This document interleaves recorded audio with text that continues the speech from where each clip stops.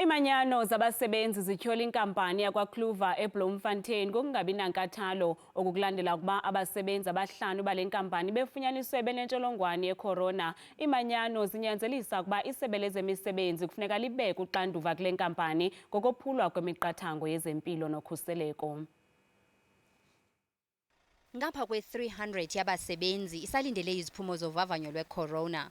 Omnye wabasebenzi ebezimase inkonzo kwinyanga iphelileyo nalapho amalungu amahlanu aphuma phesheya afunyaniswa enentsholongwane yeCorona. Iimanyano zabasebenzi zithi makungabikho mveliso de kubuye iziphumo zovavanyo. From the word go, the employer did not take precautionary measures and make sure that the workers are safe and they all quarantined, but the employer was just looking to maximize profits at the expense of health and safety of workers.